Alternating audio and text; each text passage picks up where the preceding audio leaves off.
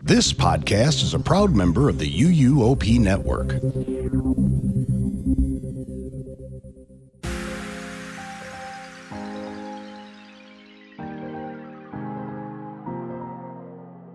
This is episode 603 of the unofficial Universal Orlando podcast for March 19th, 2024.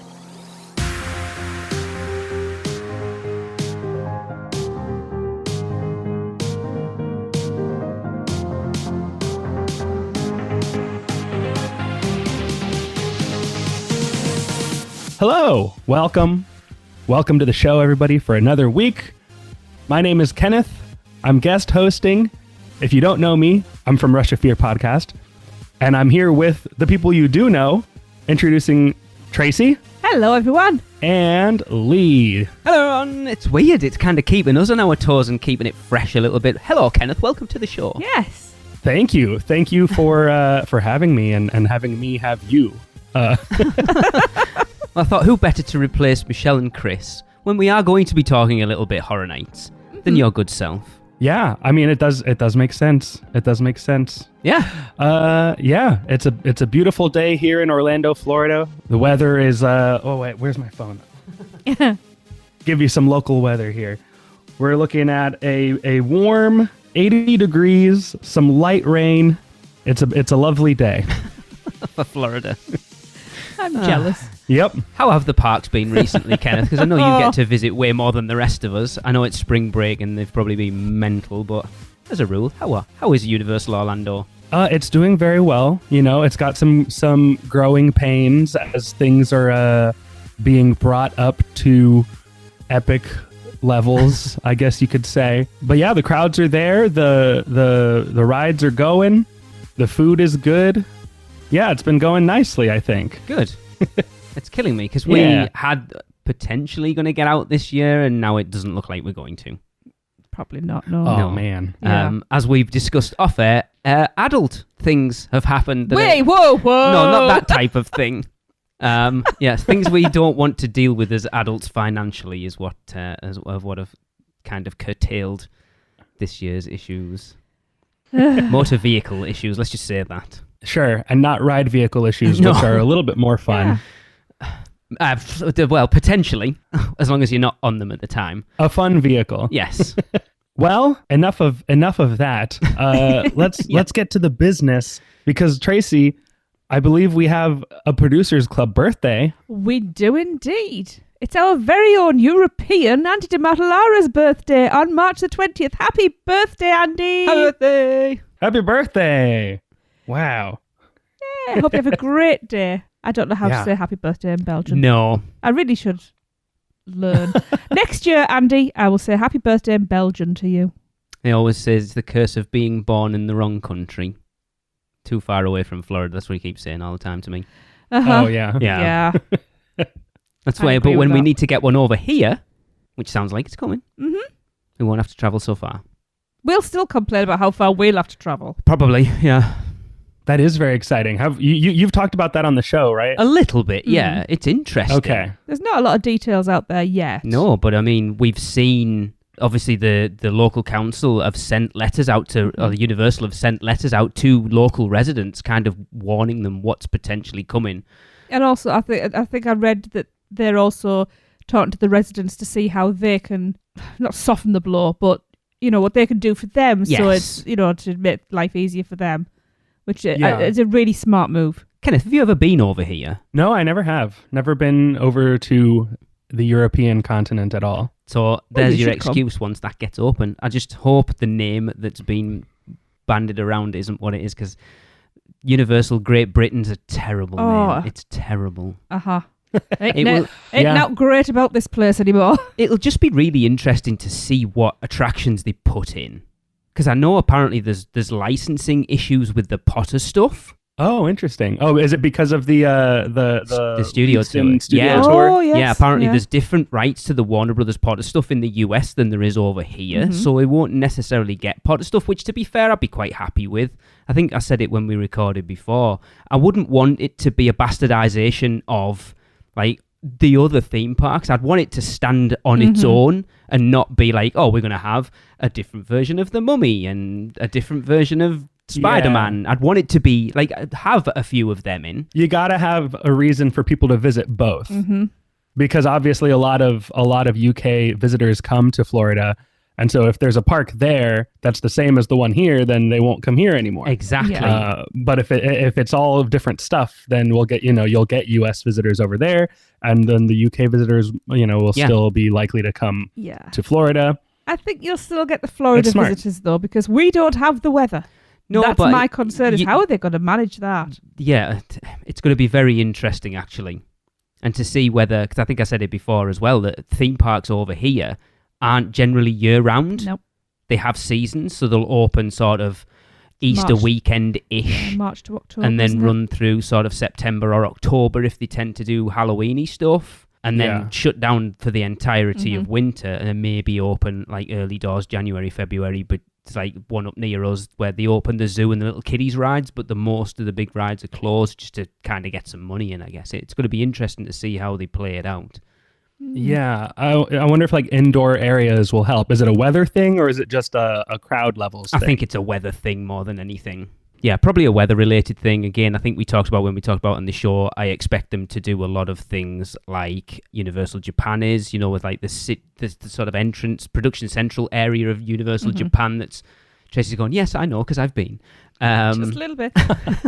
Covered over. I think they'll do a lot of stuff like that, and maybe even looking at Beijing, where a lot of their, like, the Kung Fu Panda Land's all indoors.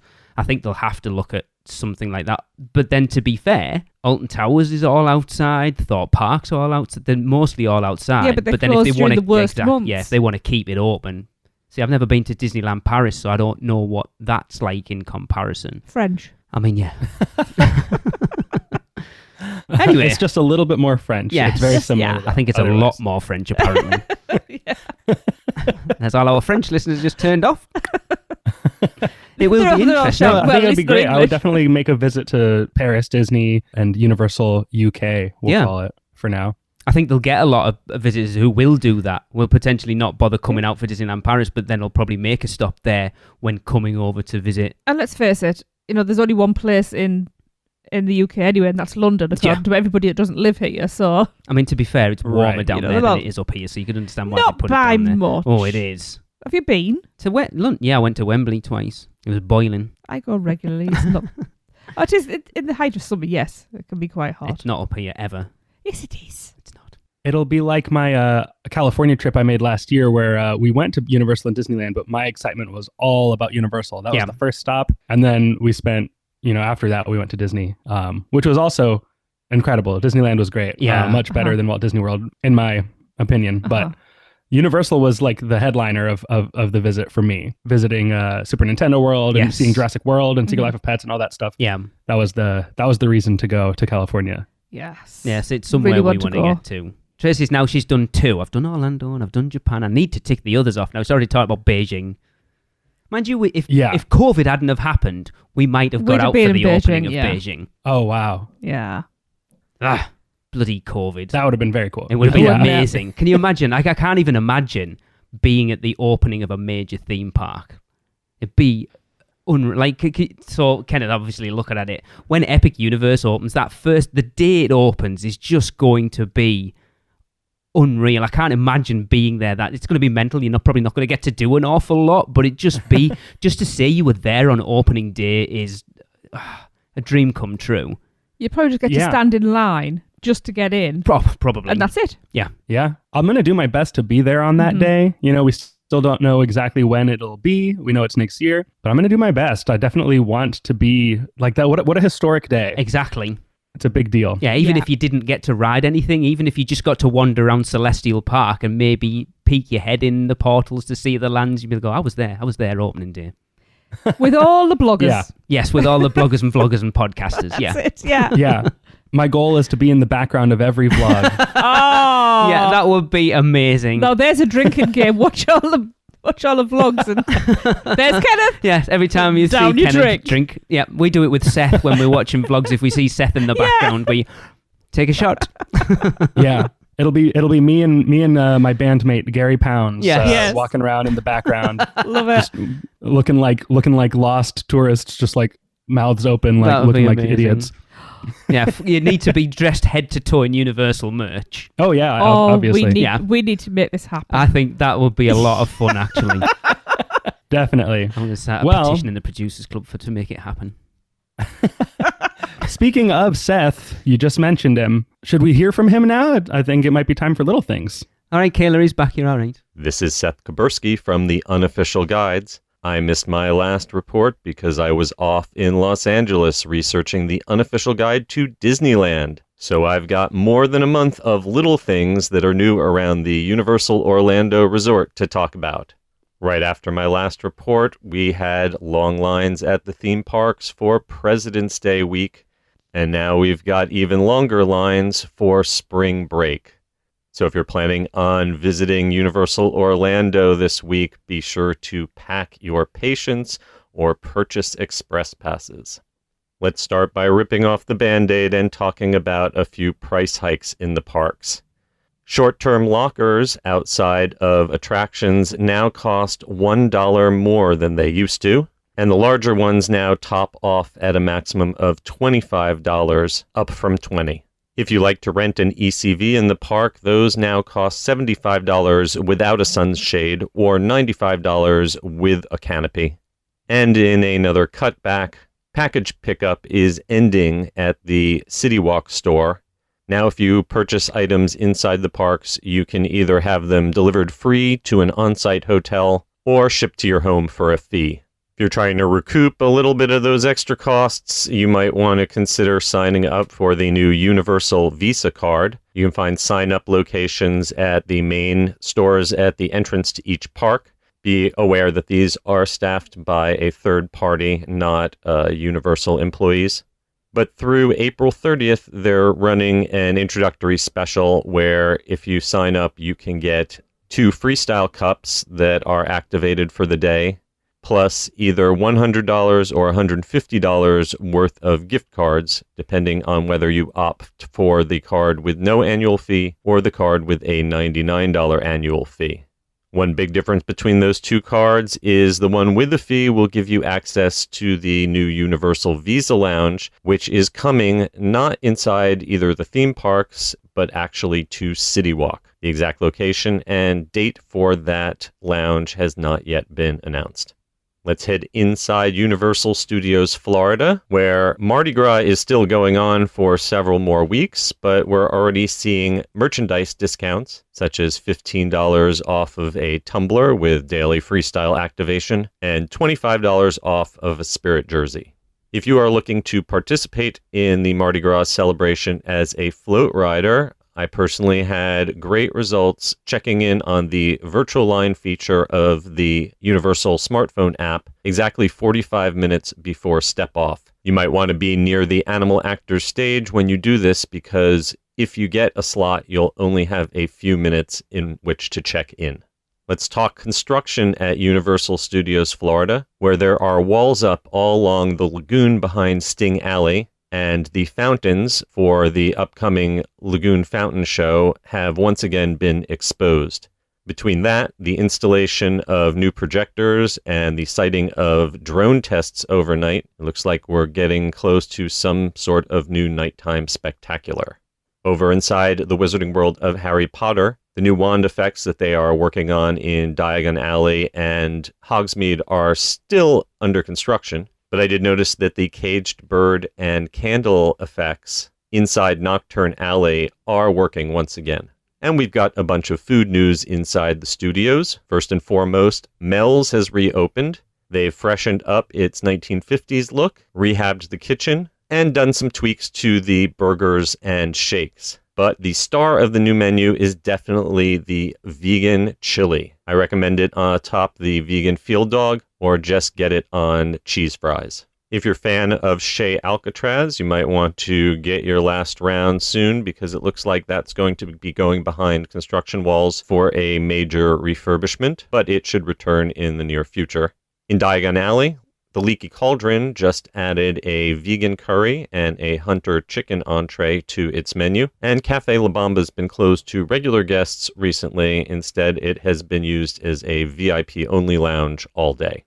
Last but certainly not least, a quick update on DreamWorks construction. They put up a facade for the Gabby's Dollhouse meet and greet. There's a spider web surrounding the track of the Troller Coaster, and moss is growing on Shrek's house. But the most interesting thing is that when I was riding the Mardi Gras float, I noticed that the exterior structure of Curious George's Ball Factory is still mostly intact. And it looks like that back half is going to be forming the basis of the new Kung Fu Panda training area. Hopping over to Islands of Adventure, the first thing I noticed in port of entry is that the large wait time sign that has been there for years is completely gone. There's a smaller vertical wait time sign placed off to the right of where the large one used to be, and the base of the large one is now just a planter. Taking a clockwise loop around the park, I'm happy to see that most of the refurbishment in Marvel seems to be done. Construction walls were down in time for spring break crowds. There's still some spots that look like they need repaving, but hopefully the majority of the work is done for now. And next door in Toon Lagoon, I was thrilled to see that all of the fountains and water effects were fully working. Next door to Toon Lagoon, I wish I had better news, but it does look like the 3D effects in Skull Island Reign of Kong have been indefinitely removed. Team members there won't use the word permanently, but I don't expect it to come back anytime soon. The Jurassic Park River Adventure recently returned from a refurbishment, and while some of the dinosaurs look like they got nice new skins, there are no operating hadrosaurs on the ride right now. I also noticed that the haystack human-sized hair dryers that they have at the exit of the ride, which used to accept a $5 bill in cash, now only accept credit cards and tap to pay and cost $7. In the Wizarding World of Harry Potter, I spotted some sales on merchandise, both in Hogsmeade and in the exit gift shop at the front of the park. Select plush and ornaments are now 50% off. If you make a $30 purchase, you can get a Honeydukes cooler bag for $15. And if you buy a $300 gift card, you can get one of 4 select interactive wands for free. You're going to pay full price $60 for the Snowy Owl shoulder puppet, and it's a little animatronic that can sit on your shoulder or on your desk and moves around in quite a realistic way. They were sold out pretty quickly after they were first released, but now they're fully back in stock inside the Wizarding Worlds and at the main gift shop. The bypass bridge between Lost Continent and the Velocicoaster was temporarily closed for a repaint, but it reopened in time for the spring break crowds. However, the waterfall coming out of the giant stone face on Mythos is currently off. Walking through Seuss Landing, I noticed that the grove of truffula trees is walled off for a refurbishment, and there's also walls around the front of Cat in the Hat, although the ride remains open. And as we exit Islands of Adventure, I'm happy to say that the fresh caramel corn is back at the popcorn stand near the exit of the park.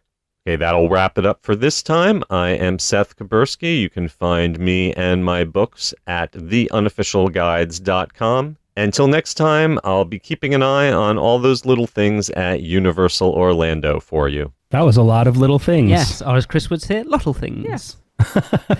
The package pickup thing is something, I don't know how I feel about that. It's not something we've had to worry about a while because we generally stay on site now, but I know how much of a pain in the rear it is when you get given, I know they're not as much of a thing now, but if you get a photo printed off and you're having to carry that around the park all day, it's not fun. Oh, see, I never even would have thought to send something like that to the package pickup. For me, it would always be more for larger items. Or heavier things that you wouldn't want to carry around. Yeah. I have personally, I never would have any problem carrying a picture around. You can put that in a backpack or something. But, if you wanted to buy like one of those, I don't know, like a collectible, those like statues they have in some of the stores, you wouldn't want to carry that around. That's what I always thought it was for. We've got the 2 basilisk head bookends. Yeah. Oh, cool. We didn't want to carry them around. To be fair, we got them right at the end of the day anyway. We but, did. Yeah, it's a strange just one before to we get go rid of. Like, Are we going into a... no, we were Good. going out because it Yeah. was just about to start for Horror Nights, but Yeah. I think it was our last night. Yeah, I wonder if it's one of those things that they're getting rid of because not many people use it, or they're just trying to cut on staff costs or something. I wonder what the reason behind it is. I wonder if the area where they would store those things is being reallocated for something else. Maybe. Mm-hmm. Because I don't think that like it would change any staffing. Like people are going to be working in that store, the City Walk Universal store, either way. Is that I would where they go think. to? Is that where they go to the main store in City Walk? Yeah. Okay. There's like a counter in the middle of the store, kind of to the right of the big main Yes. checkout counters. That was the pickup spot. So it doesn't seem like, if anything, you're cutting like one, maybe two people. It's more the working. issue of people you're potentially having people at every store around both parks. If someone buys something, or would you have one person that randomly goes around the stores and takes that to the main store? I don't know how it works. Neither do I. It just seems I really don't know. a strange one to cut. How's Mardi Gras been this year, Kenneth? Have you been on a parade float? I've not this year. I have in the past, but not this year. I've seen the parade a few times. To me, the Mardi Gras parade is always the same. Yeah. They can change the theme, but it's generally the same parade every year, and it's fun. It's great. Yeah. Yeah, like a lot of people have opinions of one year compared to other years. To me, the Mardi Gras parade is the Mardi Gras parade. It's the same every year. It's the same as a holiday parade, really. It's the same. It's virtually the same thing. Yeah. Yeah, you can redress the floats and the costumes will be new, but like they're all doing the same thing. Yeah. But yeah, it's been great. The food has been really good. Yes. There was a thing I wanted to try last night. I was in the park briefly, but I didn't make it to the China booth. I wanted to try the cold noodle, yes. Szechuan noodle thing, You're talking and the Tracy's pot language now. stickers. Yes. But it was closed before I could get there. So I know, unfortunately, from when Chris and everyone went that opening weekend, that they were so surprised that like everything, they didn't have a bad dish that entire trip. Yeah. It seems like they've... I ran into that group Okay. while I was there, but I was on my way to meet somebody else. I was going the other way, so we didn't really get to spend that much time together. Yeah. But I made a quick little cameo in the Little Producers Club impromptu Mardi Gras meetup. Yeah, but I think they were saying that the menu has been scaled back a bit this year, which seemed to have been on the positive, that they're not stretching themselves, which Yeah. means the stuff that they are doing is really good. But for it being scaled back, for me, it's crazy because I would literally eat like 98% of the menu. Normally, I'm like, I'd eat about 3% of the menu. So it's like, it's killing me that I haven't got out because I would literally just eat. Yeah, I love that it's become much more of a park-wide event now, rather than when I was talking to Kelly today about it, funnily enough, because this was her first year, and saying that when we went in 2020, Jesus, it feels like COVID's just killed everything, hasn't it? Yeah. You forget that COVID was when it was, and we were out literally like 6 weeks before the world shut down. Yeah. And it was just confined to that street down the side of the Christmas shop along to like the Mummy, when Horror Nights used to be in that same little strip, and now everything's everywhere, and it's much better, I think. But we discussed it, didn't we, on the show? We discussed how it would be like dot the stands around a bit. Just for crowd control more than anything. And look at it now. Yeah, well, it all can happen. The reason that the events have the food scattered around like that now, it might have happened one way or another, but it was because of 2021, the year that there was like a COVID Mardi Gras with no concerts, no parade. So all that's left is the food. And so the food took over the whole park, and it kind of never went back from that. And it kind of, every seasonal event has become a food event, because that was the year that Universal realized how much people love those seasonal food offerings. They obviously don't listen to us enough, because we've been preaching that for years. Make the food, they will come. Yeah, basically, and just put it everywhere. Yeah, because that was it. And don't just, how. I still think it should be served. Open those booths all day. Yeah, because then everybody gets a chance to try. Because you have some people who only go in the parks in the morning. Yeah, the Mardi Gras booths open at 11 a.m. Yeah. Oh, okay, and they stay open until the end. Yeah, it's only the Horror Nights ones that are only open during HHN hours. Yeah. But yeah, and also like having that much food keeps people coming back. Yeah. I would think, because you can't try all of it on your one visit. Oh, that sounds you like a challenge. Yeah. But that's the beauty of the tasting lounge as well. Well, they don't do the tasting lounge anymore. You just get the gift cards It's now, not the don't same you? thing, yeah, but it's the same thing. They tried to do it that year we were over there by rolling out. So every week of the event, they did 2 items that were only there that week. And then the next week they'd go and 2 more came in. And I think that was like, yes, you're going to get people coming back, but then you're also putting off the people that are potentially like us, only there for a week or 2 weeks, that we're not going to get to try it all. I think we managed to get there for the week where it was like, oh, Yeah, they were there the were ones we both didn't 2 want. little items Yeah. that we didn't want. So, It's like, really, the 2 weeks we're here, that's what we get? yeah. Don't you know who we I are? remember that. Yeah. I mean, we might as well carry on with food. Mel's, have you been to Mel's yet since it reopened, Kenneth? It's kind of handy having someone on that goes to the parks regularly. I have tried New Mel's. And how was it? It's very good. It's really good. It looks really good. Yeah. Like they have the change, I think, to the interior from my memories. It's subtle, but enough that it looks fresh and modern. Or modern in a retro way, if that makes sense. Yeah, the mobile pickup is not accurate to the 50s. I don't think they didn't have that yet. But it does feel new in there. It feels familiar, but clean. I guess is the way you would say. Like you might not notice it right away when you walk in that it all got redone, but you're just like, it just feels nice in there. It's like Circus McGurkus. Like you see, well, obviously we haven't been in, we've just seen videos of it, but you can tell it's been done, but it's not until you compare it what it was that you see how much it's actually changed. Right. I haven't been to Circus McGurkus yet with the new menu. Okay. I haven't seen in any videos or anything if the interior of the restaurant really looks any different. A little bit. To me, okay. Because that one was much more of a menu overhaul. Yeah. Whereas Mel's, the menu is still pretty similar to what it was. Like, there's nothing crazy on there. It's not like Minion Cafe or Circus McGurkus. Right. No, it's still 50s diner food. Yeah, it's still burgers and chili dogs and fries. What you'd expect. Yeah. And but I think the quality of everything is definitely better than it was before. Good. So, Because it wasn't great. Yeah, it wasn't great. I had the Big Bopper burger, which is the one that has the onion ring and the barbecue on it and the bacon. That bacon was so crispy. I don't think I've ever had bacon on a burger that was that crispy. I loved it. It was great. I was going to say, is that a good thing or a bad thing? It was a good thing. Don't trust anybody who It's a says good it's a thing. bad thing. Oh, crispy bacon. Yeah, it's definitely somewhere. It's somewhere we tend not to gravitate towards unless it's like just easy to get to, but it's definitely somewhere I want to check out now. I want the strawberry lemonade pie. Yes. That looks amazing. Oh, I did try that. It was pretty good. It was very good. That's what I like to hear. If you'd said it was terrible, I'd have cried. I will say it's not life-changing. I shared it with a friend and they seemed disappointed in it. But the consensus was it's not bad. It's just not the revelation that I thought it would be. We don't have pies like that over here. No. It's non-pig, so Yeah. I'm looking forward to that. It was good. Good. I don't think you won't be mad at it. No. Just go in with your expectations of like, it's not going to be the best thing you've ever had, but yeah, be good. Yeah, it's nice that they didn't have pie there before, so Exactly. it's an improvement over the previous pie. Yes. Exactly. I like that viewpoint.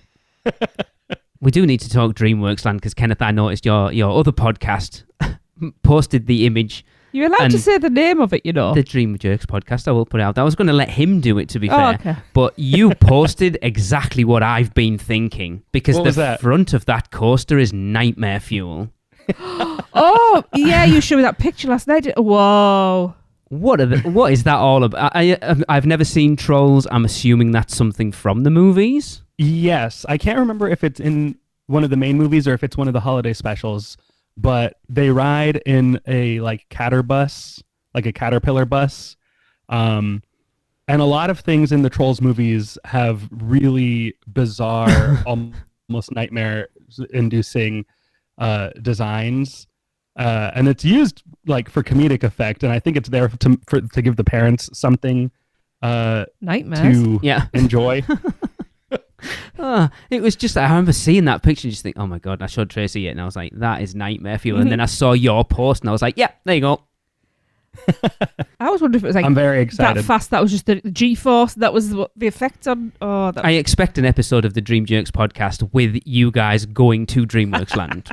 That's the plan. The plan is to go to opening day of DreamWorks Land with microphones and record an episode with our live reactions to everything that we do. It should be interesting. I mean, from what we've seen from kind of sneaky photos and stuff, it's I don't know how much of a change it's going to be. I know Seth mentioned there that still makes me giggle like a school kid. The Curious George's Ball Factory. Which, we had to look away from each other at that one. That they're not changing it too much, and the vast majority is probably going to be an overlay, but it was in desperate need of it, let's be honest. Yeah, it really was.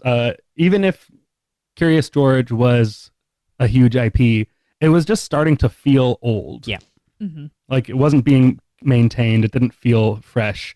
So I think that even if everything was exactly the same and just was rethemed, it's much better. But I don't know. I feel like the Ball Factory, I think the building is going to be the same building, but I don't know if what is happening inside will be the same.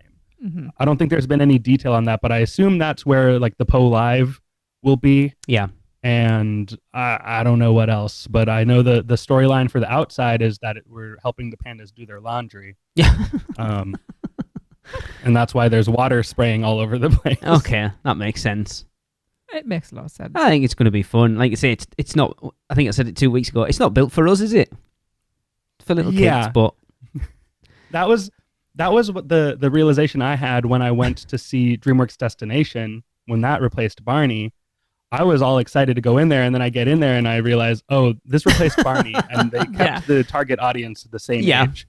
So that's what you have to remember before we go to any of this new DreamWorks stuff is the target audience is little kids. It's still strange, isn't it? Because I think if you look back maybe 10 years ago, I think Universal was starting to lean into wanting to try and steal a little bit of that family little kids market away from Disney. And then they realized that they couldn't compete and then just doubled down on... So you look at everything they've put in recently, Kong, Velocicoaster, Hagrid's, and then from what we know is going into Epic Universe, that's not going to be a park for people with little kids either. And then it's strange that they're still keeping this land that's going to be for little kids, because it's like, if you were a parent with little kids, you're not going to buy a ticket to spend all day in DreamWorks Land. It's weird. Yeah, I mean, that you might have a point there. Growing up, my family had Universal passes, and we would spend all day in Kid Zone, but we had annual passes, so it's not like we were making a big trip to come and just hang out in Kid Zone all day. So I think that's a good point that, this isn't going to be like a destination for people all over the world.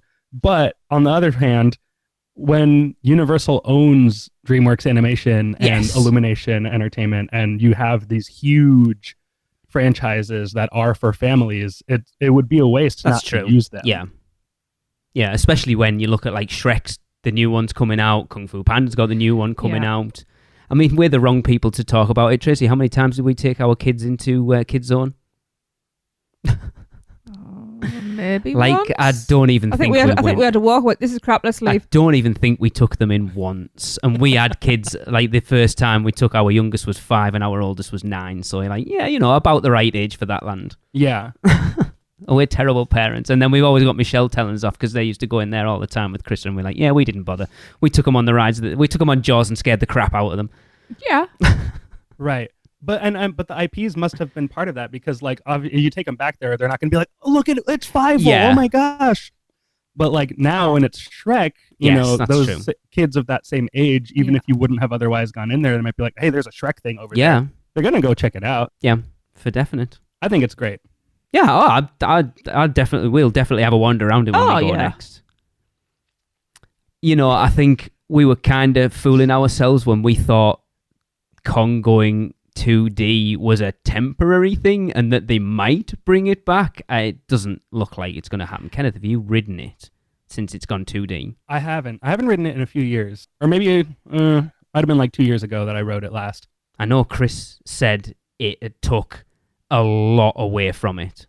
I've got Yeah, I believe that. I've got a conspiracy theory. I can't even say it.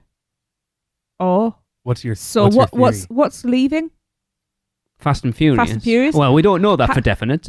Uh-huh. rumored, allegedly? So they wanted to make this the new party bus that everybody hates, and then get rid of this because they've got it earmarked for something else. Maybe. They'll make it like, oh well, it's the clients don't like it, so we've got to take it out. I mean, I wonder if that's the... But I love Kong. It was when we did our top 5 attractions last year. It was my number 2. I took some serious off people for it, but... As you should. No, I love Kong, to be quite honest. Oh, I thought you said... Sorry, I was... No, not Fast and Furious. I like Kong. Well, I liked Kong. No, it's not 3D. I'm not so sure. Yeah, because it's... Well, I think even if the 3D... The removal of the 3D is temporary, it wouldn't have come back yet. Like, I think it's a cost-saving... or cost-cutting measure while they're trying to put more money into Epic Universe. Right. And then if it does eventually come back, it'll be way down the line once they have more money freed up to spend on washing glasses, I guess. Is that what... Okay. No, that makes sense, I guess. Does it? I mean, it does. But you're talking about a company that made billions of dollars last year. Do they need to cost-cut washing glasses on a 3D attraction? Are we really at that point? It's like, it makes me laugh when they went to a point like a couple of weeks ago where they were opening the parks, like certain areas of the park later to cut costs. It's like, do you really need to save that much money? Are you really in that much Are you in that much desperation for cash that you have to open certain areas like an hour later? You know what? If it's that bad, because I'm sure I assume it's the same 3D system on every 3D attraction. It will be now, yeah. Right? If it's that bad, front of the park. $5, you buy your own 3D glasses and you just carry them around. Yeah, I think we've kind of talked about that before. I think if they sold them, I think honestly, people would buy them. I'd be happier because not so much now, but I know where they've been. Yeah, I think when they were going through that time of like every attraction at Universal was 3D, I think if they'd have sold glasses for $5 at the beginning and went, there, you get to take them home, I think people would have quite happily bought them. It would have been like the Magic Band. You can use them to open your hotel room, yeah. too. Yeah. And it's got your express pass and yeah. Well, you probably when you walk in your hotel room, oh look, it's on 3D. Yeah. Wow. These are the best 3D glasses I've ever had. Look, the whole world's in 3D because of them. Throw something at my face. I want to see how it looks. Oh, hang on.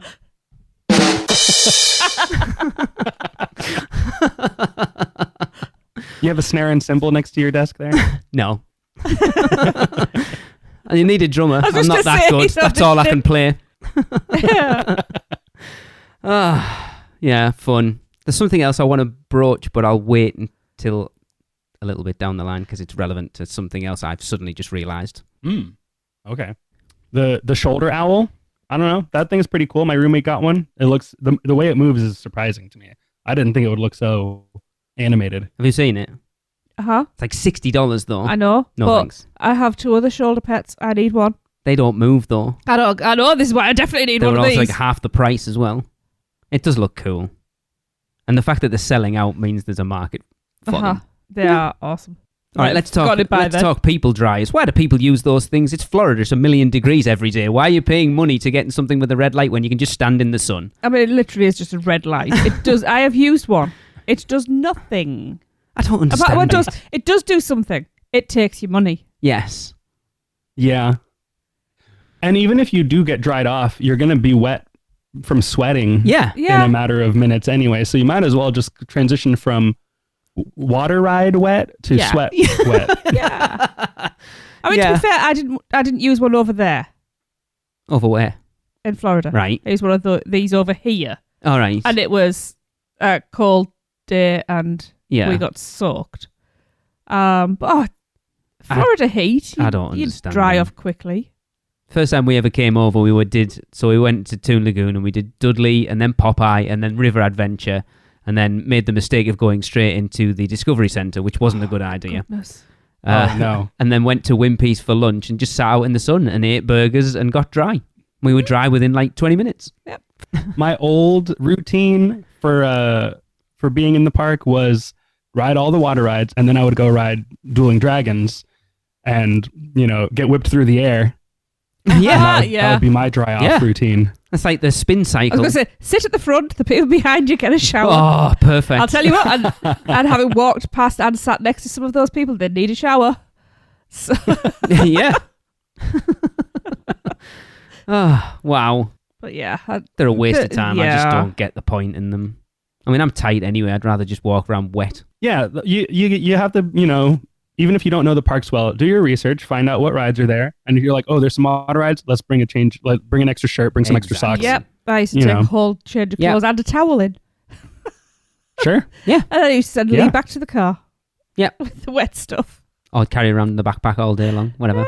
Yeah. Awesome. Any other birthdays, Tracy? Oh, we do. We have birthday twins. I like having twins. Yes. So March the 21st sees the birthday of, first of all, it is the lovely Ellis Brown's birthday. Happy birthday, Ellis. Happy birthday. Happy birthday. And also same day, and it's the lovely Lauren Uholik's birthday. Happy birthday, Lauren. Happy birthday. Happy birthday. Yes.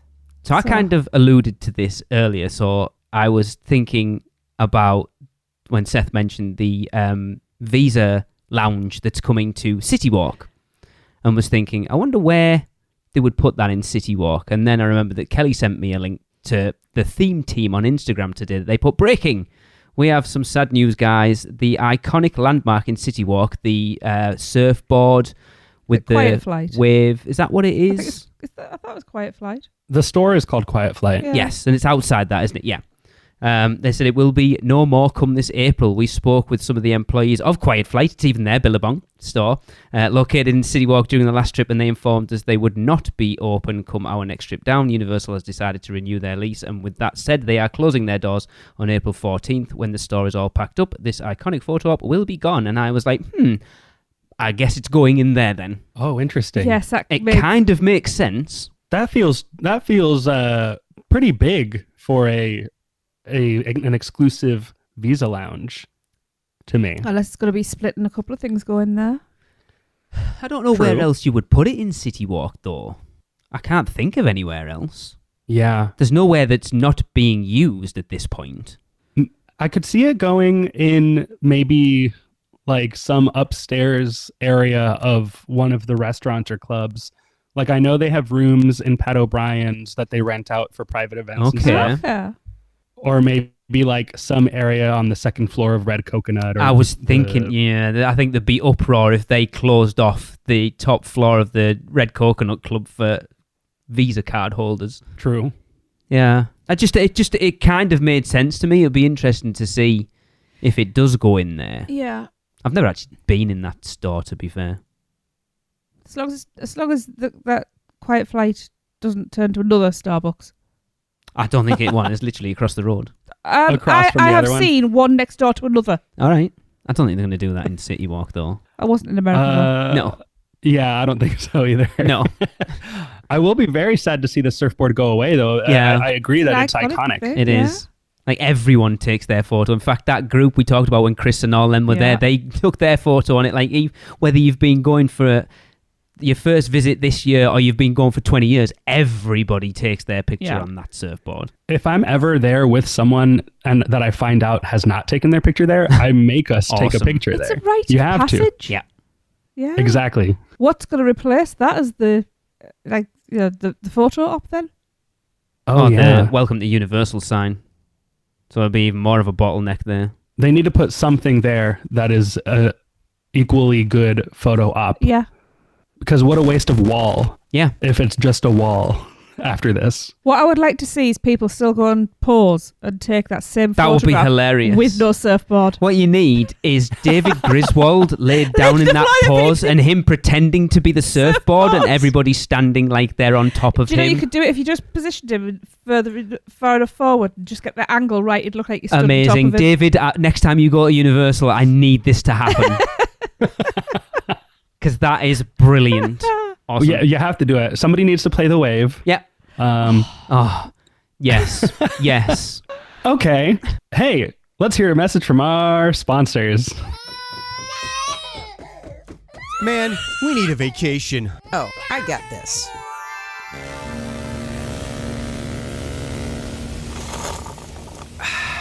Whoa! That's awesome.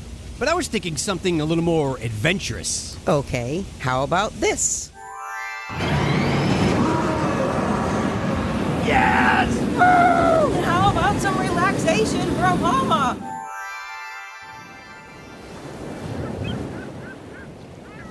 Oh, perfect. Wait, how did you do that? Easy.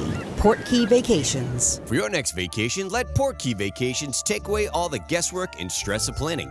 From air and hotel to theme park tickets and everything else in between, they've got you covered. Just visit PortkeyVacations.com and touch the Portkey to get started with your free, no-obligation quote request. With just one touch, and Portkey Vacations will magically take you wherever you want to go.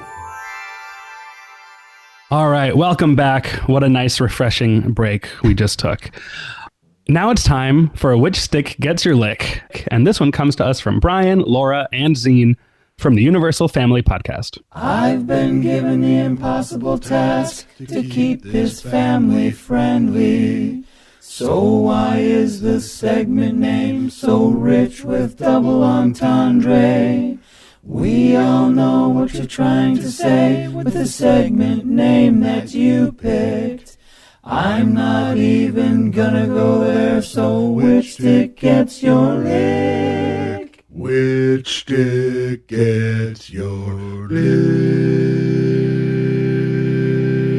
Oh, hell yeah. Lick it, baby. Hey, everyone. It's Brian here with the Universal Family Podcast. We are here to lick some sticks. Tan is actually off in college and hasn't licked any sticks, so it'll just be us. So we're talking about Minions popsicles. Yeah, of course, they know. Thank you. All right, go ahead, Zine. You start us off. Go ahead, Zine. You can say Minions popsicles next time. My Minions popsicle. My Minions popsicle is the mango Minions popsicle. What is it called? Pops? Yeah. Yeah. My mango pops. I guess I should say that. I would give it a 2, honestly. Ooh, let's hear why. They're super hard, for one. That's what she said. And I don't know if that's just because, like, Mom has said before, like, the Florida heat thing, maybe they're making them colder, but it was way too hard to even eat. And I feel like at the end of the day, it didn't even really taste like mango. It was just kind of like a fruity popsicle, and it was, like, kind of not that flavorful, if I'm just being honest. You can just be honest. Perfect. So it's a 2. All right, Lara, what'd you have? I had the blueberry lemonade, and I have to give it a, oh, heavens no, a 1. I did not enjoy the blueberry lemonade. I picked it because of the color, because I love purple things, and I thought I would love it because it was purple.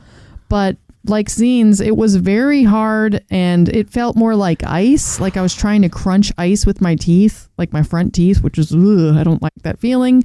And I actually didn't finish it, so I never did get to lick the stick. That's tragic. So I actually tried both of theirs also, but before I get to mine, I will agree that theirs were both way too hard. Like the texture was awful. Like very, very, they were like the popsicles that had been in your freezer for like 6 months or in the back, a year. Yeah, like in the back. Like they were not good. Anyway, I will preface mine by saying I blame this a lot on my choice of flavor. And like Laura, I kind of picked it based on the color. It was like this bright pink. And I thought, ooh, that was, in my mind, I was thinking like pink lemonade or something. But what it was cotton candy. And it was horrendous. I don't know why you ever picked it. The texture was great. Actually, it was very flaky and like how you would want little sheets of ice in your popsicle. But the flavor was so disgusting. It was a stick I would never lick again. There was no way I was going to swallow. I spit it out immediately. It was, I don't know what you should call a 1, but it was. You didn't swallow it. Come on. I honestly did spit it out into a bite. I took one bite and swallowed it. I took the next bite and I literally spit it out in a trash can while I dropped the whole thing in. It was not that is good. Pretty gross. I don't know what. Apparently, there's going to be an official 1 right Our through your popsicles mind. were an epic fail. We must have been in a bad popsicle mood that day. Hey, so we were one of the first people to do the Bow Pick a Bow Bow. It was actually one of the first things we ever recorded as a podcast. Yeah, it was. For the WOP. And so they've made us go from eating buns to licking sticks in just a matter of a year or so. Man. You've become really close with them. Yeah, apparently. All right. A little too close. Mm-hmm. Licking sticks and whatnot. All right. Thanks, guys. Brian, I don't care how hard you try. WOP is not sticking. I'm not having it. I don't care. Whoop. But it's W, so he's been trying to get it to be a thing. It's not happening. No, W is a letter. If Chris had been here, he'd have been like Chandler, in that episode of Friends when he was like too many jokes. That's where Chris. That's where Chris would have been. Right? Why do you think my head was turned away? Wow. Yes, they did not like the popsicles. No. Yeah. But that's a okay. shame. I mean, it's not okay because obviously they wasted money and everything. But it's okay to not like things. Oh, to be honest, I'd rather that. Yeah. Well, yeah. We are not a shill for Universal on this podcast. That is a definite. But blueberry lemonade was on my list. I think I had it. I really like the blueberry lemonade. But I like ice pop. But that's the same as anything. It's a personal taste thing. Just because one person likes it doesn't mean the next person's going to, and it doesn't mean that everyone's going to like the same thing. That's why we do this, to try and get a kind of a decent sort of level of how much everyone likes or dislikes each one, to get a list of if you're going, these are the ones that have leveled out as like the most favourite and the least favourite. And you'd probably disagree with it because everybody's got different tastes. It's only a guideline. Yeah, that's right. Yeah, well. So if you want to hear yourself on the podcast, it's dead easy to get involved. So obviously, this year's interactive topic is which stick gets your lick, or as I like to call it, lick me stick. And to join us, all you have to do is go to Freeze Ray Pops inside Minion Land at Universal Studios Florida and try as many of the pops as you care to try. And once you've done that, just record yourself ranking each one of them out of 5, 1 being Oh, hell no. and 5 being Oh, hell yeah. and send them to us at podcast@uuopodcast.com. And for the best recording, do it while you're at the parks because we like hearing the noise in the background. We do. We do. I like hearing the music in the back and Yes. figuring out where they are. Exactly. Yes. Yeah. Although during Mardi Gras, that ruins it because everywhere is playing the Yes. same Mardi Gras. Yeah. It's the same, I think, kind of during the holidays as well. Oh, true, yeah. And we've got another Producers Club birthday that I'm going to just jump in here with. And March the 27th is a fabulous. Who's that? Ugh. I don't know, but they're interrupting me. How rude. That's disgusting. How dare you just jump in and interrupt Tracy in the middle of a Producers Club birthday? So rude. What?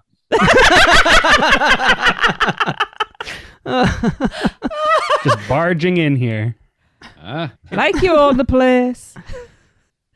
Okay, so I'm going to jump in with another Producers Club birthday. And this time, on March the 27th, it is a birthday of the fabulous Kenny de Twyla's birthday. Happy birthday, Kenny! Happy birthday! Happy birthday! Happy birthday! Jesus. Whoa! Someone needs Who's that? Somebody blew out the microphone. What? You were very loud there, Christopher. Happy birthday! Oh, Bravo. wow. Well, we have been joined now by Chris. Hi, Chris. Hey guys. Hey Kenneth. How's it going? It's going great. Thank you for joining us. Well, glad to be here. Yeah, he's just been out for a run. That's why he's late. Yeah. Yeah, I was joined running the to Universal run and club. back. Yeah. Exactly. Austin inspired him last week, so yeah. Yeah. Yeah, I had to wake up like Perfect. at 3 a.m. to get there. Yeah. But yeah, I'm here. Cool, I'm proud of you. Chris, you joined us just in time because it is that time of year again, and Horror Night Nightmares have released their first HHN Spec Map of the year, so we're going to go through it. Where should we start? Let's start up here at the front of the park on the first entrance that you would find right here between the Universal Store and Despicable Me Minion Mayhem. What does that look like? That looks like South America to me. It does. Yeah. So we're getting like the Chupacabra 2. I was going to say, we're going to go down the law. Chupacabra. Yeah. Oh! I love you. Oh, yes, that's awesome. perfect. It'll be Yeti, the South America campgrounds kills. I don't know. Oh, yeah. It could be. I don't think they'd do a Yeti house 2 years in a row. We'd need a bit of a gap. Yeah. Yeah, it's always good to space things out. Yeah. I don't know what sort of creepy animals we've got with South America that aren't chupacabras. Isn't there? There's like a whole slew of them, right? I don't know. That's why I said I don't but know. I think we spoke about this when we did the Chupacabra one. I think there's a Puerto Rican one. I'm not Puerto Rican, so I don't know, but I think there's a Puerto Rican folklore monster. Chris, aren't you Puerto Rican? Yeah, that as far as I remember, that was the Chupacabra. Okay. Or at least it went over there. Like that's what was eating all the chickens back in like what the 90s or something. Okay. Okay. So I don't know if they have a specific one. I mean, if there is, it's probably he's just louder. That's probably all it is. My only other guess is I know that last year Hollywood had a whole house about Latin American Oh, or yeah. Spanish monstruos. Yes. That would be cool. Actually looked a really good house, that one, actually. I can't pronounce half of these. Go on then, give it a try. Oh, no. Obviously got the chupacabra, which I nearly couldn't pronounce. La Llorona, Oh, which yeah. we've had. Siguapa. El Guapo, what's that from? Hey. The three... I can't think what they call Have a now. look. What is it from Amigos? Wasn't that El Guapo? It's Dominican, and it's a hypnotic... a hypnotic mythological creature that takes the form of a woman with backwards-facing feet. What? That's creepy as hell. Oh, I don't know how you'd do that with a dark scare blue actor. Oh, you'd have to have them back to front, but with a mask on the back of the head. Dark blue skin. Yeah. That could... Okay. There's one called Juan Machete that's in South and Central America. That sounds awesome. Looks like a monster with Machetes. 2 machetes, yeah. Yeah, awesome. Yeah. Huh. Isn't that Danny Trejo? Yeah, exactly. Yakumama? I kind of like the idea of it being that monstrous house from, or monstrous, however you pronounce it, from Hollywood last year, because it did look a good house, actually. Yeah. It was one of the more That's the monster. well-reviewed originals that they've done. Because the originals aren't something Hollywood's well known for, so the fact that it was, like you say, it was well-reviewed means it was pretty decent. Huh? I don't know how to pronounce this one, but ooh. Go on. Try. I know how to pronounce the last 4 letters, but it's the first 4 letters I'm not sure. A-H-U-I. Are we? Ahui? Ahuizotl. No idea. It's a creature feared by Aztec fishermen, a dog-sized creature with a human hand at the end of its tail. What the hell? That would be. That's weird. Someone ran out of ideas. Yeah. No, Chris, these are real. That's real. No, I know. Like real that somebody said they saw. So Yeah. It was a dog, so it was a dog that had accidentally got a glove stuck to its tail. yeah. Curapira? I think we've killed this one, to be fair. We have no idea. I know, I'm just It's Breaking interested Bad. about us. The house. Could be. Oh, I can't pronounce Anyway. those words. Yeah, Anyway, it's just a load of drug lords coming at you for meth. Wow. Yeah, and you get to go through the lab you have to get to go down into the laundry through the washing machines down into the lab. Oh, and also we should say that on this spec map, all of the scare zones say unknown, but they are all in the same locations that they were last year. Yeah. So nothing to discuss there. So the next house entrance is in the Music Plaza. This one has a little film reel in the corner, which I think denotes an IP house. That's what I thought. Whereas the one we talked about previously, this Yeah. South American one, did not have a film reel, so that seems like that's an original. And this one is like a skull with vampire fangs. Or fangs of some sort. I guess there's no way to assume that they are vampire. There isn't, but I'm going to take a wild start. Again, this is complete speculation because the first spec map of Horror Nights is, a lot of it is the stuff that people who don't know what they're talking about are putting out there as rumours. So it could be anything. But I was going to say what was the last thing of the Demeter that came out last year? A lot of people were clamouring for that last year. I can't think what it was called. The what? The Last Voyage of the Demeter. Yes, that's what it was called. That would make sense. Why have I not one seen of the that? 2 Dracula movies that came out last year. Yeah, we haven't seen it. I'm just going, hang on. Why have I not seen that? I'm a huge Dracula fan. I don't know Wow. whether it was any I good didn't or hear not. about that. Yeah, it came out like around Horror Nights time last year. Crazy. Because a lot of people in the Horror Nights forums and like Facebook groups were like, are we going to get this year or next year? So I like a good vampire house. We haven't had a decent vampire house at Horror Nights for quite a while, actually. I can't even think what the last one was. Unless you count just Dracula being in the monster houses. True. But as like a standalone, I'm trying to think, was the year Scarecrow the Reaping was there? Wasn't there a vampire house that year with like the 2 factions? Oh, the Hive. Yes. Hmm. I was thinking of the other one, but yeah, the Hive. And when was that? That was like 2017, 2018? Yeah, I think it was 17. So it's been a while. What if this is what was that comedy one that came out with Nick Cage? Oh, Renfield. Renfield. Okay. I loved Renfield. that movie. I enjoyed the first half more than I enjoyed the second half. But okay. That's yeah, fair. I could see that. Mm-hmm. They've Yeah, never been who against a knows? comedy house, that's for sure. No. I don't know. Yeah. The next one might be the comedy house because over here at the entrance in the Race Through New York building. It's a car. It looks like Pixar's Cars haunted house. Yeah. But then I'm sure the logo above it looks like I'm sure it's a Porsche logo. Oh, sorry, Porsche in American or something like that. It looks like a car logo. I can't think what it is. Oh, it reminds me of Cadillac. That's all I think of. It might be. I don't know cars. Like Cadillac logo. So are we getting Let me look up. Christine or Jewel? Yeah, because I can't think of anything car-based movie-wise that's a horror film that's been out recently. Wasn't the one about a car that was eating people a few years back? I have no idea. It was really bad though, so I can't Wasn't see that it a being tire? I thought it was a tire. No, there was. killing There was people. an Australian one that was a tire. Yeah, Yeah. Well, there's one on wasn't there Netflix an at the moment. armchair as well? Killer Sofa. It looks terrible. I've yes. just worked out. I know what this one is. Go on. Oh, well. It's just people jumping out. You said, "Can I talk to you about your car's extended warranty?" Ah! I've never used that rim shot as much as I have tonight. That's what she said. Very scary. Yeah, that's terrifying. Yeah.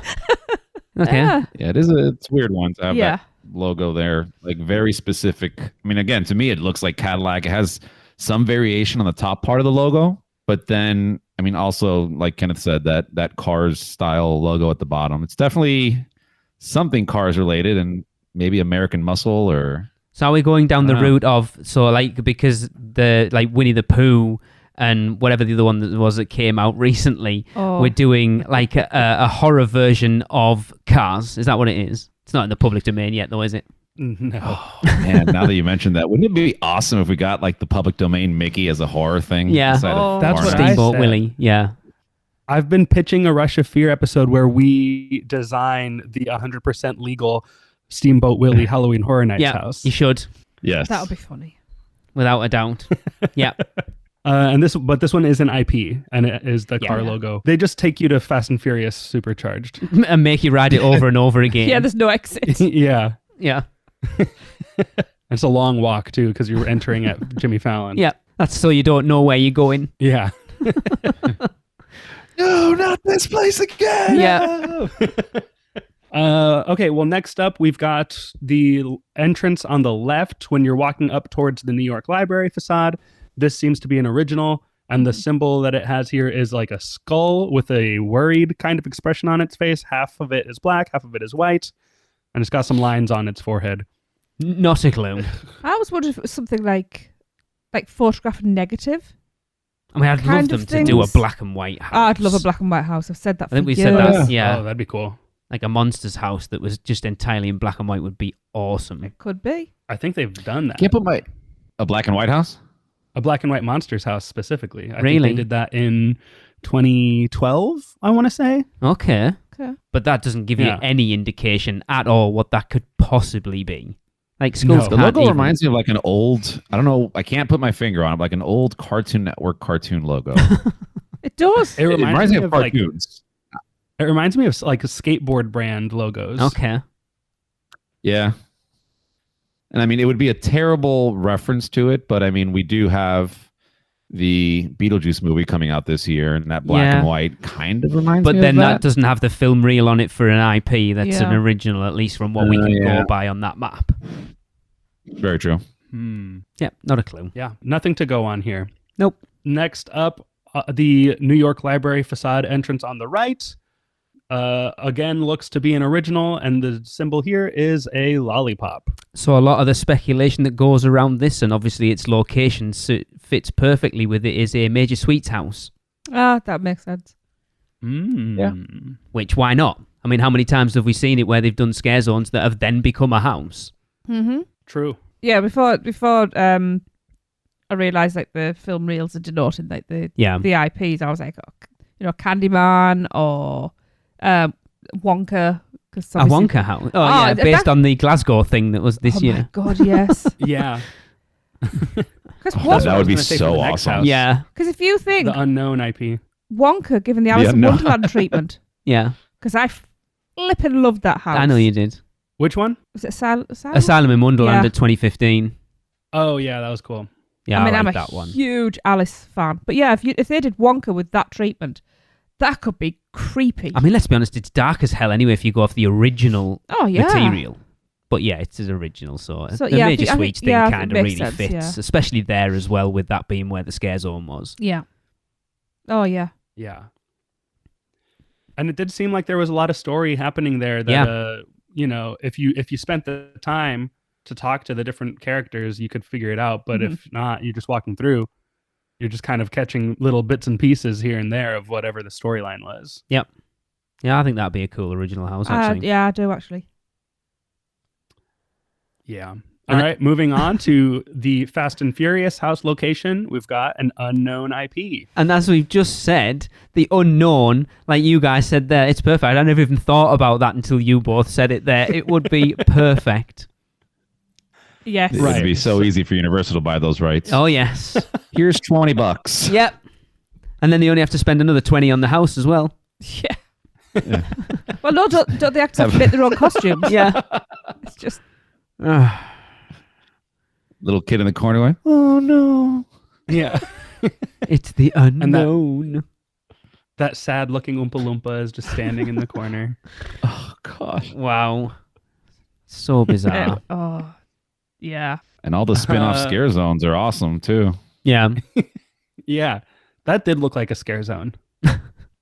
I can't even. I need to go. I've only seen some that. tiny little bits of it, so I need to go. No, and you've actually probably have a seen proper all of it look because at there was nothing. I literally just saw someone coming out from behind a mirror going, "It's the unknown." It was like paste tables. That was what I saw. And the kids were like, it was supposed to be like unlimited sweets for the kids. The kids got like 3 sweets each, and That is unlimited. it was just I love it. The best part was like somebody doing a full walkthrough, trying to like counteract the other videos, and it made it even worse. It was Brilliant. so good. Moving through, it looks like the Death Eaters will be back. Yes. In Oh, is Diagon that Alley. what that is? Right. I wondered what it was. Yeah. Yes. Now I can see it. Yep. That makes sense. Which was great. I liked seeing that. We never got to that's see them, awesome. did we? We Yeah. hung out there for like about 45 minutes in Diagon Alley one night and never got to see No. them. We caught the back end of it just briefly. Like literally, they were going back in. And that was it. Dang. Yeah. Also, pointing to the Fear Factor stage, there's a flame symbol, so that wonder what that probably means Nightmare Fuel. I mean, coming considering back. it won awards this year, that's not Yeah, really I a would say surprise. so. Oh, did it? I didn't know that. Yeah, Mike Aiello posted something on Twitter about, I can't remember exactly what award they won.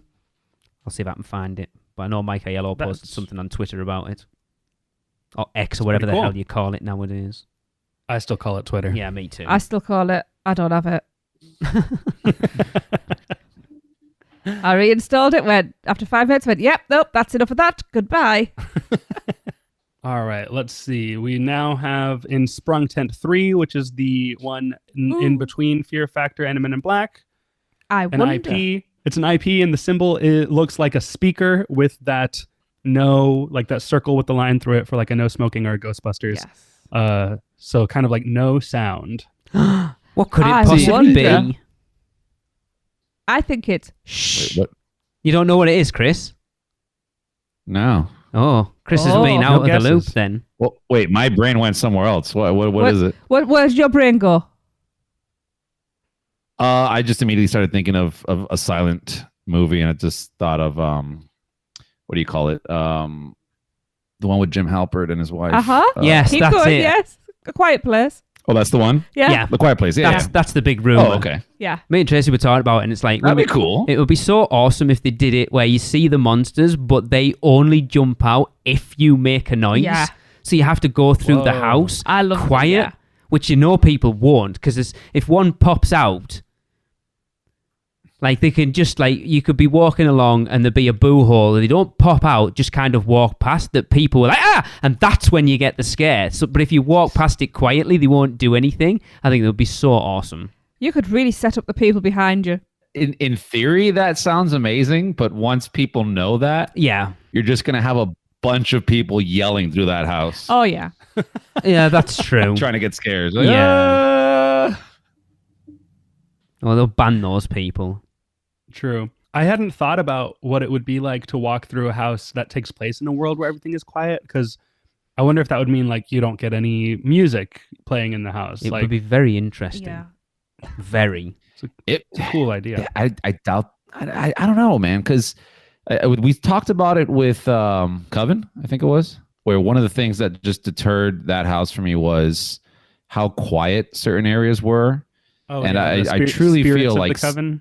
Spirits of the Coven, it was terrible. And I truly feel like a house is very much, the soundtrack to a house is very much important to the actual house itself, aside from just the visuals. So being very quiet would take away from it. No, I don't think it would, because it bucks the trend where you throw people out because that's what they expect. And if you have a house that's so different from everything else, this has been my issue with Horror Nights recently, that they're all the same. You know what to expect, and they don't deviate from that plan anymore. So if they did something like this that's completely different to everything else they've done, it might actually freshen it up a little bit.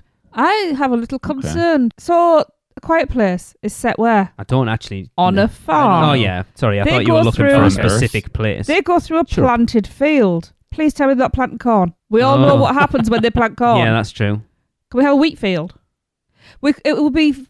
I imagine we will, if this is what this is going to be, which it looks very likely, having these strung lights that then turn red.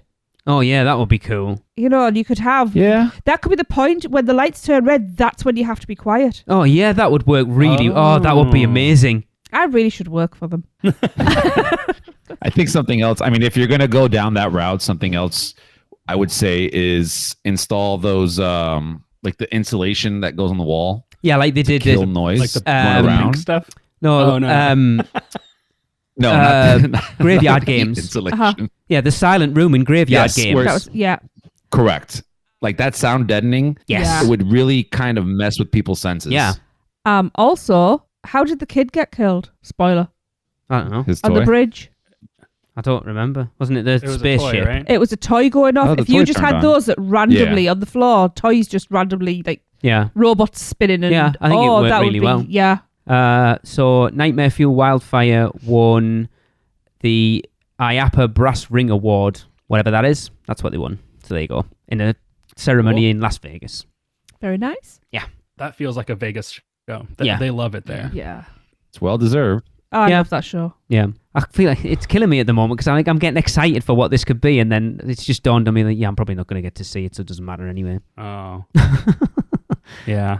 I can still get excited for Chris to see it, I guess. I'll be streaming for you opening night, my friend. I'm sure you won't, but anyway. All right, moving on to the next sprung tent. Also, I've been looking at this map, and this map seems to be assuming that they are building the two new sprung tents. Yes. I know that people have found permits, so we'll see how that goes. But this is in sprung tent 2, with the entrance in the corner right next to the Men in Black bathrooms, is an unknown original. So, who knows? No one. Well, not us. Yeah. They're just trying to secure the license at the moment. To the original. Oh, it's the original. Yeah, that was the other one. Yeah. Yeah, that's what they'll They say. haven't decided. I could be anything. Well, it could be, things get leaked. It could be, what? We're going to have like 5 options. I mean, maybe. True. Yeah. Maybe they're waiting for us to tell them what it should be. And Yeah. we'll do that. Oh, I like that idea. Yeah, we'll do that. Then the entrance next to that one, also in that Men in Black courtyard area, in Sprung Tent 1, this symbol looks like the Chicago Bulls logo to me. Oh, I was thinking That's just a I was Minotaur, thinking isn't it? Minotaur. Yeah. If the Chicago Bull was playing basketball, he would be a Minotaur, wouldn't he? Yes. Yes. I mean, not that we know much about. I would take a Minotaur house. It would be awesome. Oh, I would love that. No, I'm talking about Chicago Bulls. Oh, no, I have no idea about the Chicago Bulls. Michael Jordan, he's in this house. Yes. But yeah, like an old sort of Roman house. A bit It's like... a labyrinth. The Minotaur was in the labyrinth. Yeah. Yeah, Greek mythology, right? Do you know, that would be absolutely cool. Why do we not have a maze? Of what? In Anywhere. a house. No, why is it like just a maze for people to get lost in? That would be That's really why. cool. It's because Chris can't even find his way out of Diagon Alley. They're not going to put a bloody maze in there. Just imagine though. Sorry, Chris. Still in here. crowd levels would really lessen off in the rest of the park. We'd be back at our hotel texting, Chris, where are you? I'm still in the labyrinth. I have seen at least one Greek mythology house. There was the Hades house way back when in like 2010 or 11. And I believe there was a Minotaur in there. That was a Okay. pretty cool house. Okay. That was over in the sound stages. I mean, it'll be fun. I mean, I always associate Minotaurs with satanic rituals and that kind of stuff. Not that I'm like promoting that, but it's fun to watch. Okay. Very strange statement there, terrible, Christopher. but yeah, I just like to watch. That's it. I just like to watch satanic rituals. I don't join them. Chris's opinions do not respect that of the other hosts of the unofficial Universal Orlando podcast. But Minotaurs are huge. Oh, yeah. These are going to be They'll people. be as big as They're going to have those, like with the shoulder. Yeah. They could be really, especially if they do the mirror wall trick. Yeah. Oh, yeah. Mm-hmm. We could see some people falling on the floor if they do this one right. It doesn't matter whether they do it right or wrong. You'll still see people falling on the floor. True. It's very true. I'm a fan of Greek mythology, so I'll be happy with that. Yeah. Next up, if we're taking the path through the park, the next thing we come up on is something we haven't seen in I don't know how long, but it looks like there's a show in the Animal Actors stage. Is that where it is? Yeah. That's pointing to the Animal Actors courtyard, but the side of the courtyard right up against the actual Oh, theater. yeah, you're right. It is because that unknown there is Central Park Scare Zone, isn't it? So you're right, yeah. Yeah. Interesting. Those premium cocktails are, Tracy. Yeah. Yeah. And it's based on an IP. I think you said that there, Kenneth, didn't you? Yes. It's got I didn't, but it does say that on the symbol. It has the film reel. And like So a it's got castle turret. Oh, a damsel show. I don't know, I slept through Oh. it. I literally slept through like 90% of it, so I don't even know what it's about. Yeah, I don't know. I haven't seen that. What is that on? Netflix. Oh, okay. That's why I don't have that. If you can switch your brain off and not think about it and just go along with the ride, it's okay. But then when you suddenly finish watching, you go, why?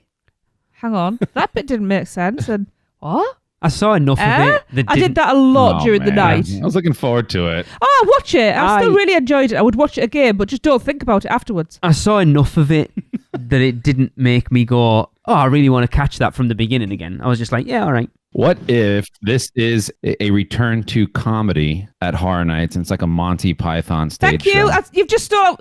All right. I fart in your general direction. Carry on. Yeah, I've already got. I told him we already got one. Go away, Arthur, and your silly kniggets. Oh my goodness. So what's been one of the favourite things of Mardi Gras that people have been buying too? The coconut bra. Coconut bras. Oh yeah. People can bring them and play along. Play the horses. So we are huge Monty Python fans. I would pay good money to see. I don't think that's what it's going to be. Not because Spamalot's a show. It'll just be the Black Knight.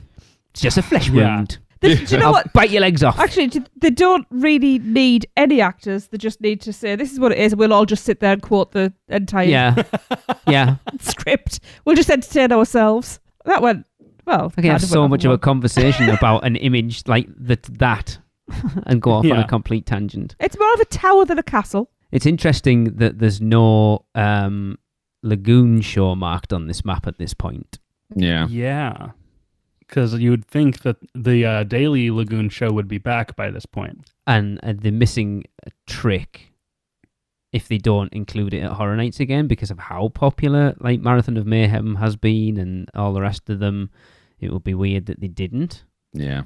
But I definitely do think, especially like last year only having one show, that a second show is needed, whether it's in the lagoon or whether it's in Animal Actors or somewhere.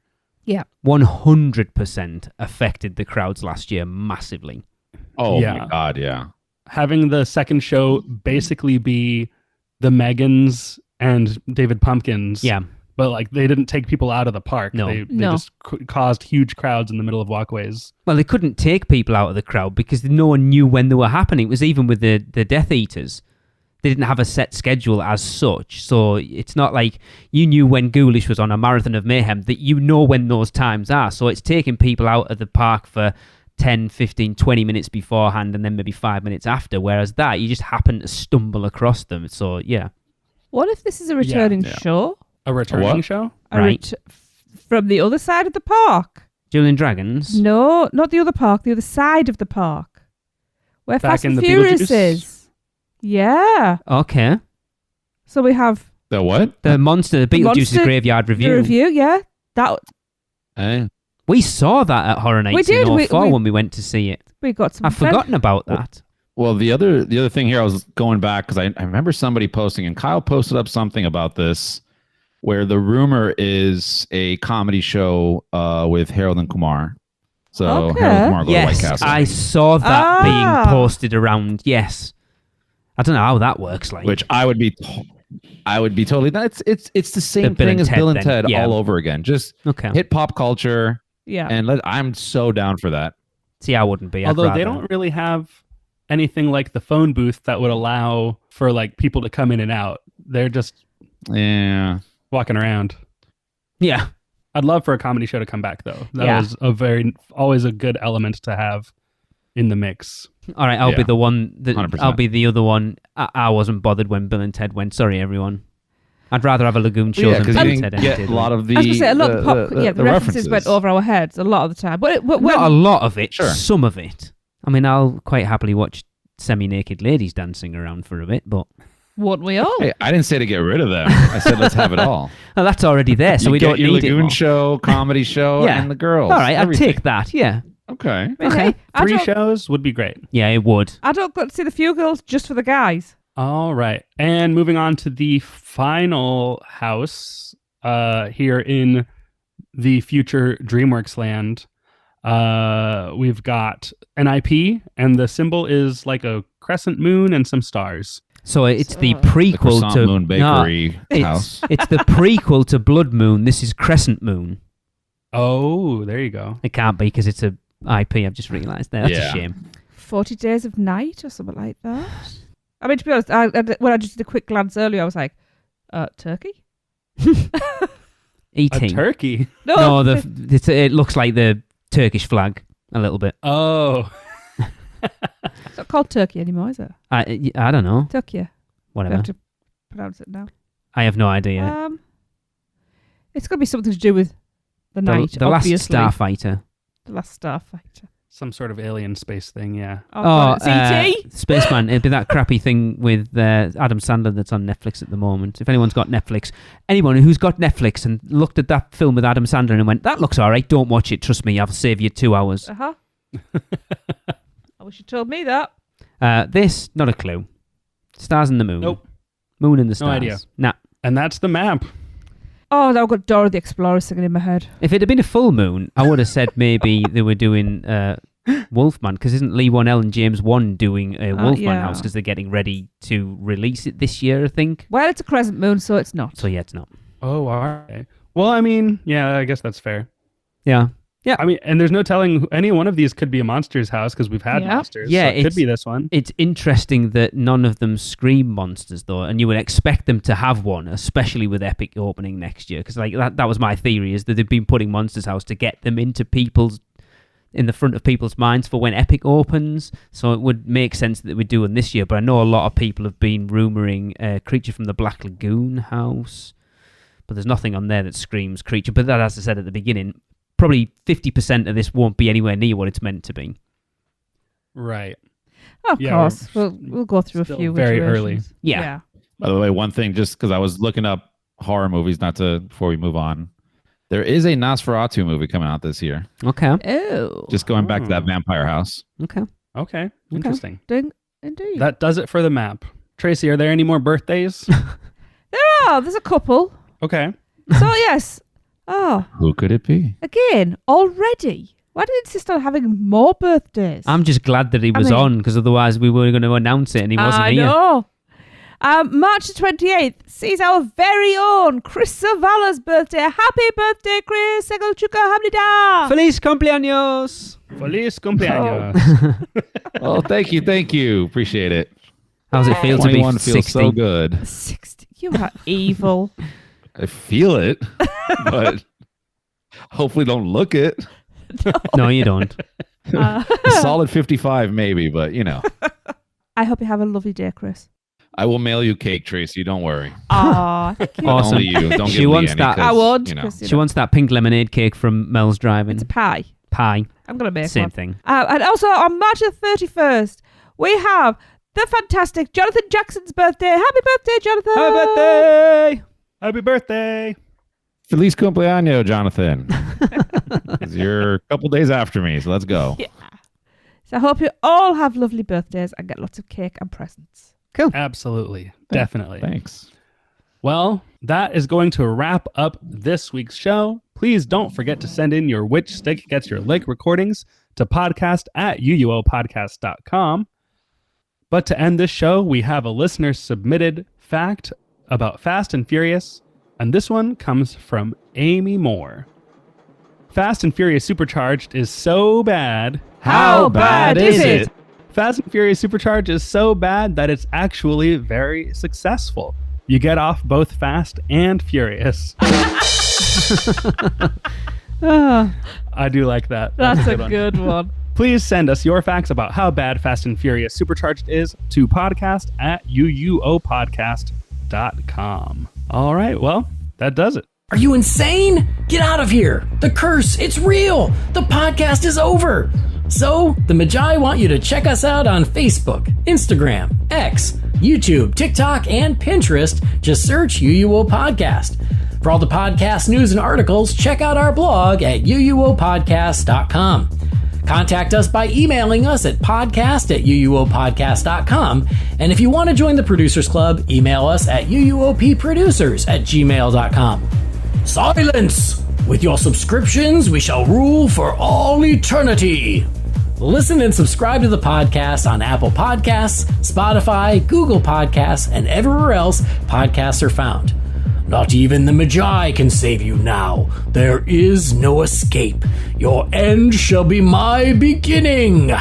Prepare yourself for your next trip by emailing Michelle at portkeyvacations.com. She can take care of all aspects of your next Universal Orlando vacation. We hope you enjoyed your podcast.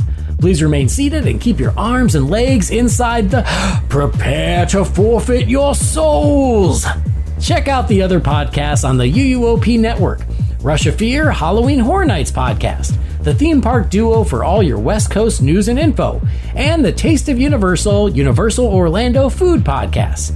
So hey, welcome back. Hope you enjoyed the podcast. I would have enjoyed this podcast a lot more if I had gotten my cup of coffee.